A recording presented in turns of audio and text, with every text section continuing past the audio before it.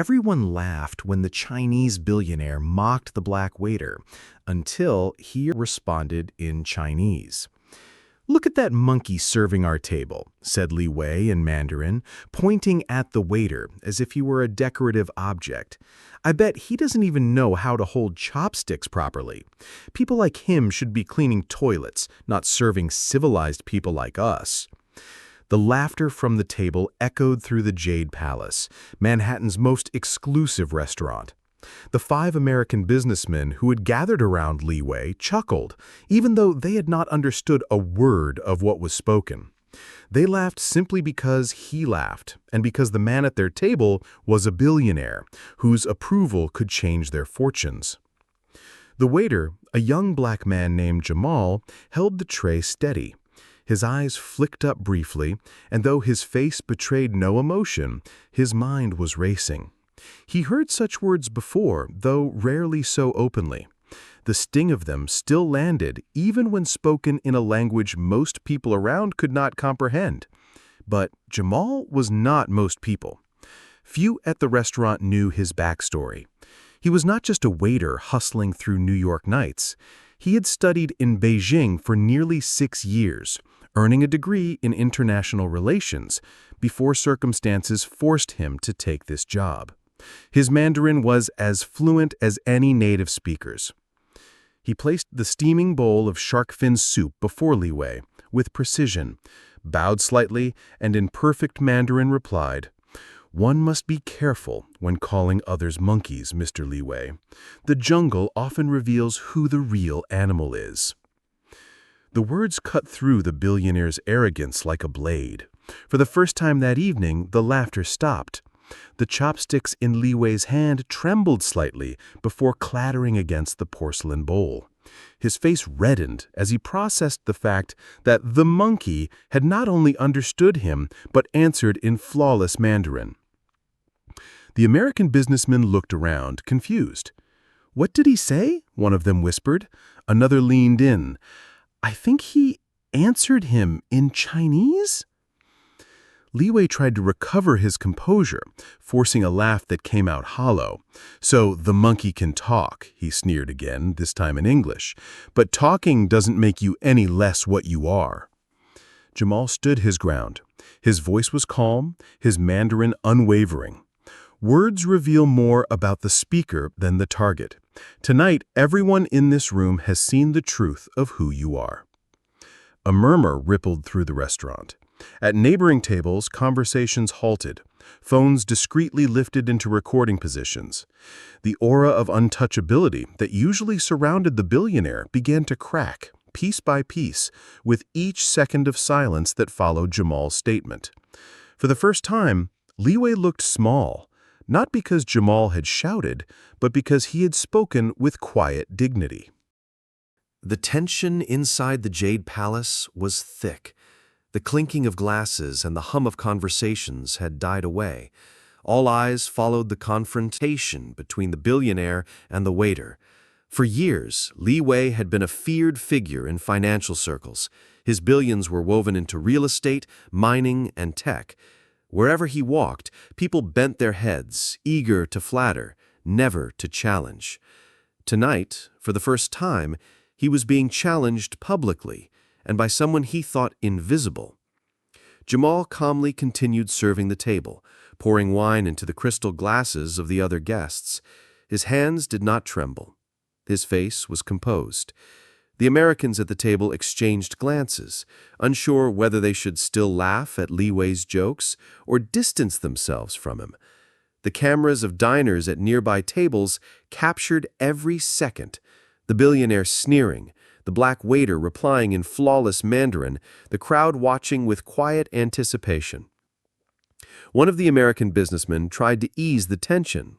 "Mr. Li Wei, maybe we should just—" "Do you know who I am?" he thundered, switching back to Mandarin, as though the language itself would restore his dominance. "I could buy and sell this place 100 times over. I could make this boy disappear from the city tomorrow, and nobody would question me." Jamal set down the wine bottle with deliberate calmness.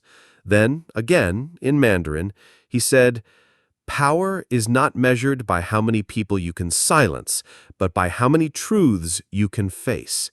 And tonight, everyone sees you cannot face even a waiter. The words were like cracks in porcelain, subtle yet irreparable. The Americans shifted uncomfortably in their seats. The neighboring diners whispered. Someone muttered, "He's right." Another said, "This is going online." Li Wei's arrogance faltered. His face twisted in fury, but the weight of so many eyes, so many phones recording him, chained his tongue. He could not strike Jamal without destroying himself further. For the first time, his wealth could not protect him. The manager of Jade Palace hurried over, bowing nervously. "Sir, please let us not cause a scene." But the scene had already been caused. It was out of anyone's control now. Jamal took one step back, standing tall, tray at his side. In English now, so that the entire restaurant could hear, he said, "Respect is not bought. Respect is earned. Tonight, the world sees the price of arrogance." The restaurant erupted, not in laughter, but in applause. Diners clapped. Some cheered softly. The Americans at Li Wei's table forced awkward smiles, unsure where to look. And Li Wei, the untouchable billionaire, sat frozen, humiliated, in the one place he had expected only obedience. For Jamal, it was more than a personal victory. It was the moment his years of silence, his years of swallowing insults and hiding his true abilities ended. He had spoken not just for himself, but for every invisible worker treated as less than human. And as the applause grew, one thought crystallized in the minds of everyone watching. Power was shifting. Outside the Jade Palace, the story did not end. Within hours, the clips hit social media. A 30-second video titled "Billionaire Calls Waiter a Monkey Gets Schooled in Mandarin" spread like wildfire. Millions watched Jamal's calm, cutting reply. By morning, hashtags were trending worldwide. Hashtag respect is earned, hashtag Mandarin waiter, hashtag billionaire exposed. News outlets replayed the video on loop. Analysts debated it on talk shows. "This is bigger than just a restaurant incident," one commentator said on CNN. "It's about power, race, dignity, and the arrogance of the ultra-wealthy." Meanwhile, Jamal reported to work as usual. The restaurant manager pulled him aside nervously.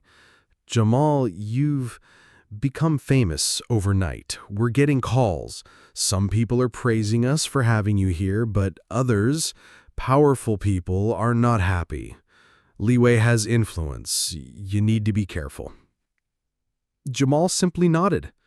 He had faced storms before. This was only another. By contrast, Li Wei's empire was shaking. Investors grew uneasy. Stock in his mining company dropped 5% in a single day. His PR team scrambled to issue statements.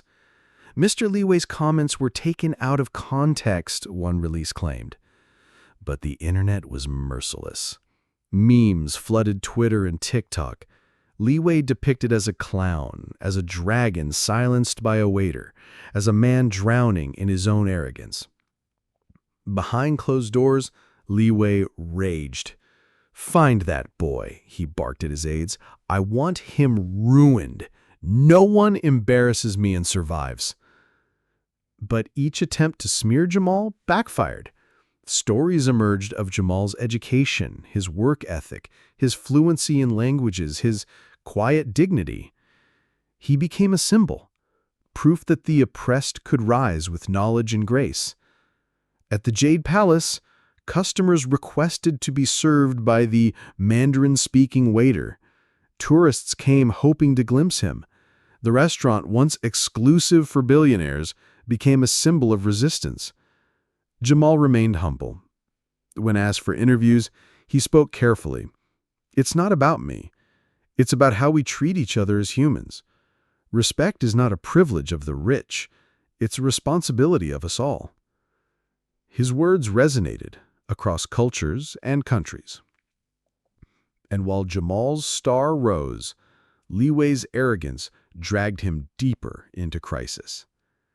Every insult he had ever uttered, every worker he had mistreated began to surface. Former employees spoke out. Investigations followed. The billionaire who once sat untouchable now found himself drowning in scandals. The world had shifted in a single night. The downfall of Li Wei accelerated faster than anyone expected. Within weeks, regulators opened investigations into his companies. Environmental violations, labor abuses, tax evasion. What had once been whispered in corridors now filled newspaper headlines. Meanwhile, Jamal's life took an unexpected turn. Universities that had once overlooked his applications now reached out with offers. Community leaders invited him to speak at events. Activists asked him to stand as a representative of dignity in the face of racism. One evening, as Jamal left the restaurant after his shift, he was approached by an elderly Chinese couple. The man bowed respectfully before speaking. "Young man, we saw the video. You spoke truth in our language, and you honored it. We thank you." They pressed a small red envelope into his hands, an old tradition, a gesture of respect. Jamal was moved to silence. For all the insults he had endured, moments like this reminded him why he had chosen patience over anger. But Li Wei had not forgotten. His pride was wounded deeper than his business losses. From his penthouse overlooking Central Park, he plotted revenge. "If I cannot silence him with money, I will silence him with fear," he muttered. His associates, however, were less eager now. Many had already distanced themselves. To be seen standing with him meant social and financial suicide. As weeks turned to months, the contrast between the two men grew stark. Li Wei, isolated, lashed out on social media, his rants only fueling more mockery. Jamal, on the other hand, grew quieter, more thoughtful. He continued working at Jade Palace not because he needed to, but because he refused to let arrogance drive him away from honest labor.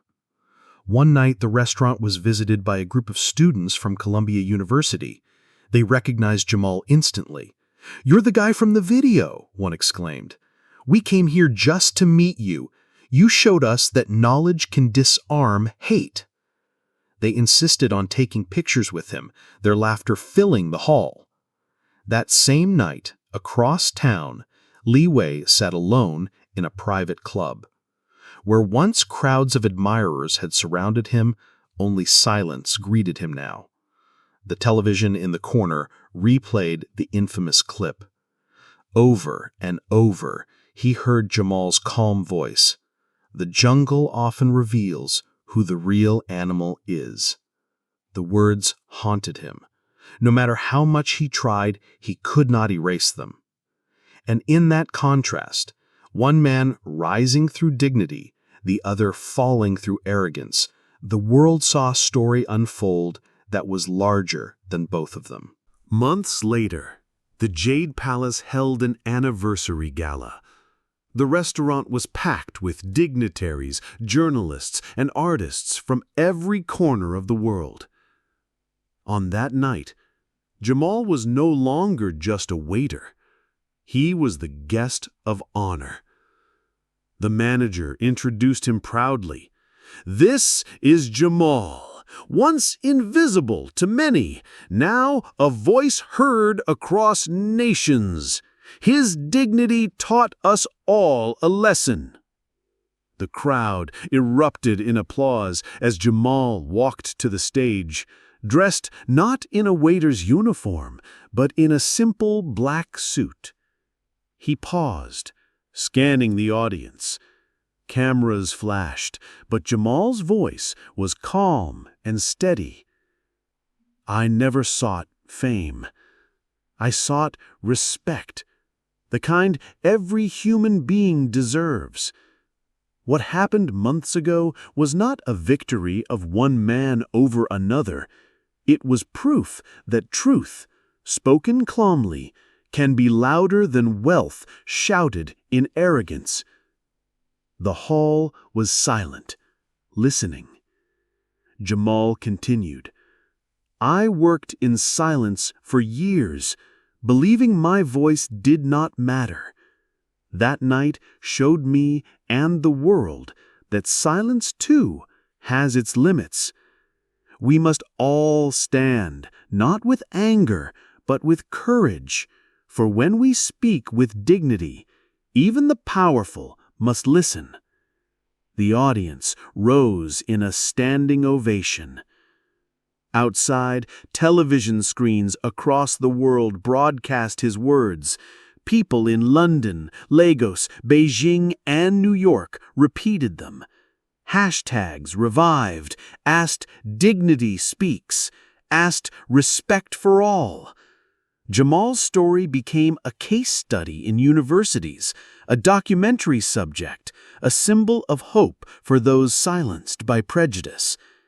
And Li Wei? His empire crumbled. Lawsuits drained his fortune.